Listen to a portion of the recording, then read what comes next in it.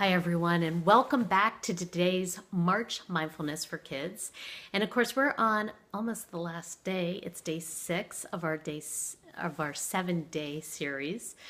And we've been focusing quite a bit on not only the meditation, but also the mindfulness aspects. So we did the picture of the child, which hopefully provided some insights for you. Yesterday, we worked on gratitude and appreciation. And today I wanted to explore something that obviously seems a little maybe odd, especially if you were like me growing up and watching Saturday Night Live and the skit that they did that was related to affirmations with Stuart Smalley. Do you guys remember that? So I often talk about how these affirmations I just didn't believe in. I wasn't a big fan, but I have actually found them to be very effective.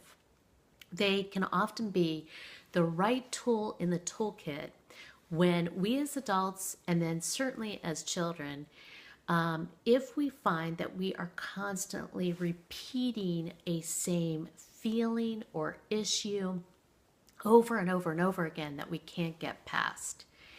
I find the affirmations to be very effective for scenarios such as that. So I would like you to explore this with your child and actually try it yourself. I think it's fascinating to see the impact that these have. And of course, sometimes it's very subtle, as much of this is. But oftentimes you'll find that you have and are experiencing a much better approach and perspective for things that are impacting your life. So again, this is kind of for those mental patterns that we get into, or what I might call a drama, where you're repeating the same thought or issue or process or emotion over and over again. So what we do is a 3-part kind of approach to developing your affirmation. The first is of which you identify. You identify, is it a feeling? Is it an issue? Is it a person? What is it?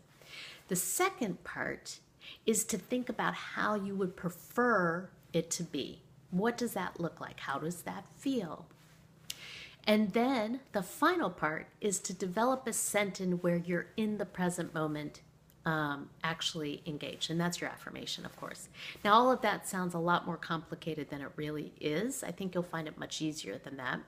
But let's give an example. So let's say that your child worries, that they're a constant worrier. In that scenario, now we know that they worry. That's a first step.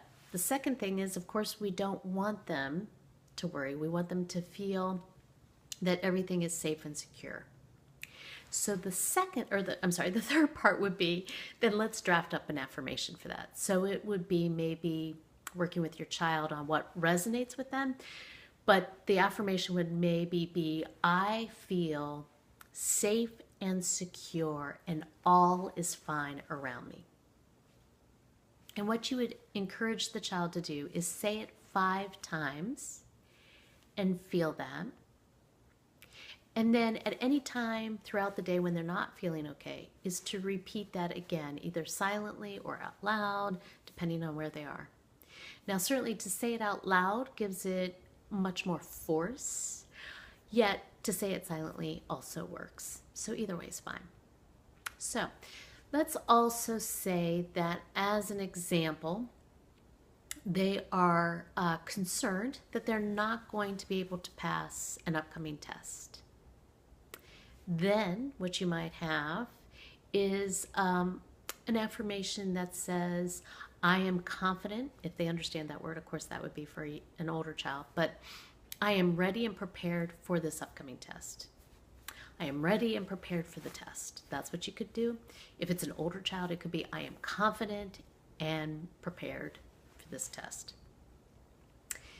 You can also do one that is quite effective and is kind of one that's good for everything, and that is, I love myself unconditionally. That is a good one for the child as well. And again, it's taking the time, though, to do an affirmation that really resonates with them from a feeling perspective, as well as addressing the issue or concern that they have. So give these affirmations a try, see how they are, and otherwise I will see you back here tomorrow for our last day. Thank you.